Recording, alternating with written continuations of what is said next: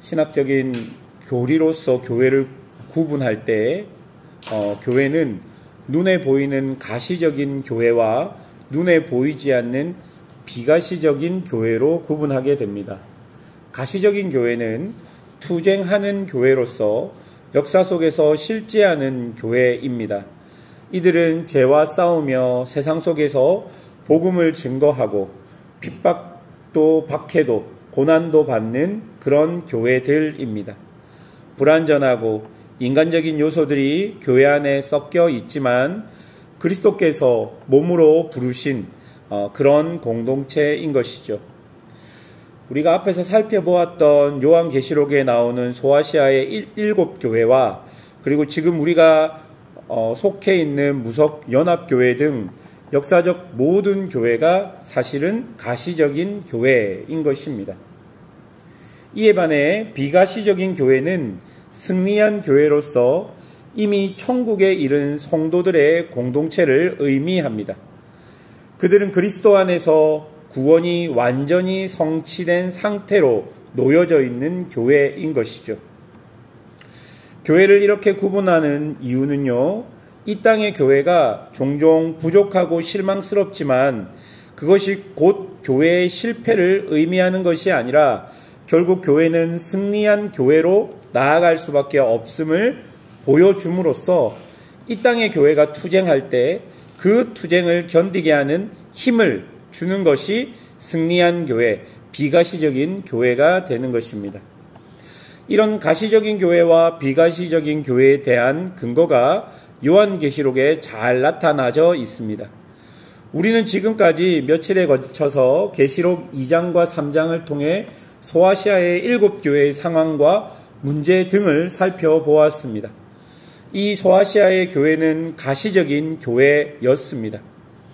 그런데 오늘 본문은요, 계시록 4장 보십시오. 가시적인 교회와는 전혀 다른 모습의 비가시적인 교회, 즉 승리한 교회의 모습이 우리에게 보여지고 있습니다. 그럼 본문의 전후 상황을 한번 보십시오. 요한은 계시록 2장 3장을 통해 7교회를 우리에게 보여줬고 7교회의 상황을 우리에게 알려주었습니다. 여러분 알다시피 7교회가 모두 하나같이 본인들의 상황 속에 그리고 문제 속에 어려움 속에 빠져 있었습니다.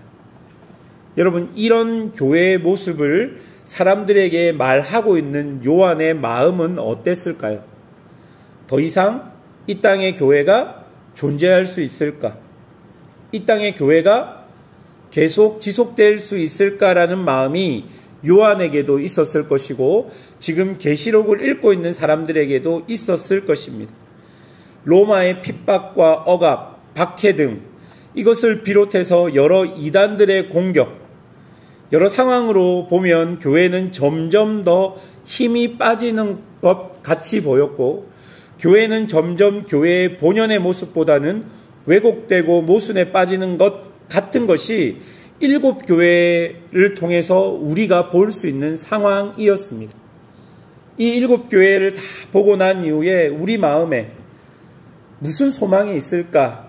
이런 교회가, 이런 거대한 제국이 교회를 핍박하고 있는데 교회가 송두리째 사라져 버리지는 않을까라는 걱정과 그리고 교회는 더 이상 유지하지 못할 거야라는 마음들이 우리들 마음에도 들고 이 환상을 보았던 요한의 마음에도 들고 그리고 이 성경을 처음 읽고 있었던 독자들의 마음에도 여전히 들었을 것입니다. 그런데 하나님께서 그런 7교회의 가시적인 교회 모습을 보여준 이후에 요한을 하늘의 열린 문을 통해서 하늘로 데리고 올라가십니다. 그리고 그 이후에 앞에서 보았던 교회들이 어떻게 될지 마땅히 일어날 일에 대해서 보여주시겠다 말합니다. 즉 승리한 교회의 모습을 보여주시는 것이죠. 여러분 그렇게 하늘로 올라간 요한이 무엇을 보았을까요? 첫 번째로 나오는 것은 보좌입니다. 2절을 보십시오. 세번역 성경으로 제가 읽어드리겠습니다. 나는 곧 성령에 사로잡히게 되었습니다. 그런데 하늘에 보좌가 하나 놓여 있고 그 보좌에 한 분이 앉아 계셨습니다. 여러분, 이 보좌는요, 단순히 왕이 앉아있는 자리를 나타내는 것이 아니라 왕의 통치권을 나타내는 단어입니다. 그리고 지금 요한이 하늘에서 본 것은 보좌라는 것입니다. 여러분, 그 시대 사람들에게 하늘은 신의 공간입니다.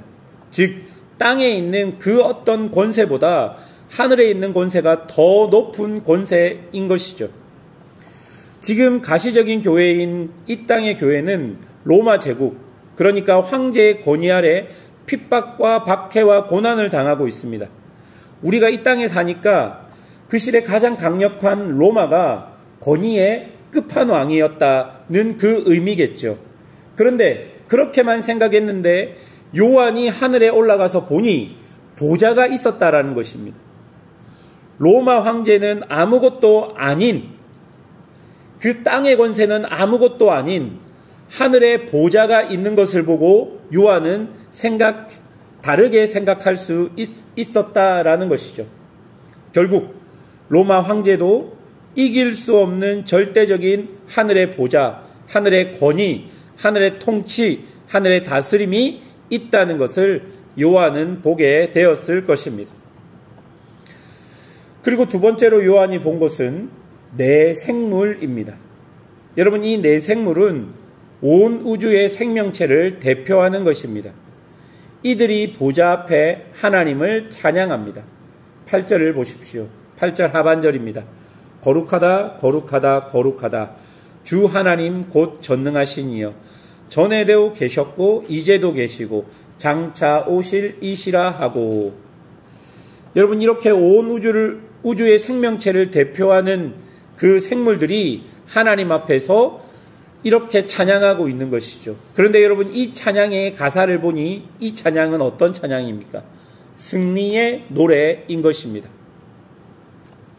또한 이것은 태초에 만물이 창조된 직후로부터 하나님 앞에서 불려졌던 노래입니다. 즉, 태초의 노래들이 회복된 것을 보여주고 있는 것이죠. 그러니까 하늘의 교회에서는 우리의 본능과 같은 죄와 악의 영향을 받지 않고 오로지 하나님의 권위 아래서 죄로 오염되고 왜곡된 것이 모두 회복된 것임을 오늘 이 본문이 우리에게 보여주고 있는 것입니다. 그리고 셋째로 보여지는 것은 24장로입니다. 이것은 이스라엘의 12지파와 예수님의 12사도과 합쳐진 수로서 완전한 하나님의 백성을 의미하는 수가 바로 24장로입니다. 그들은 온전히 하나님으로부터 구원을 얻었고 결국 이 모습은 교회가 승리할 것을 우리에게 보여주는 것입니다. 그러니까 교회는 그리스도와 함께 왕노릇하고 있겠다라는 예수님의 약속이 24장로 등을 통해 성취된 것을 우리에게 보여주고 있는 것이죠. 여러분이 요한이 하늘로 올라가서 본 것들을 다 보십시오. 보좌가 있었고 그리고 네 생물이 있었고 24장로가 있습니다. 여러분, 이 모든 것은 앞에서 가시적인 교회가 이 교회가 유지될 수 있겠냐라는 질문을 가진 요한에게 하나님이 보여주신 것입니다. 땅의 로마 황제보다 강력한 권위를 가진 보좌를 보았고 그리고 모든 생물이 하나님 앞에서 승리의 노래를 부르는 것을 보았고 그리고 온 성도와 교회를 대표하는 24장로가 하나님 보좌 우편에 있는 것을 함께 보았던 것입니다. 사랑하는 여러분, 우리는 현실적으로 눈에 보이지 않는 것을 볼 수 없고 또한 눈에 보이지 않는 것은 믿기도 어렵습니다.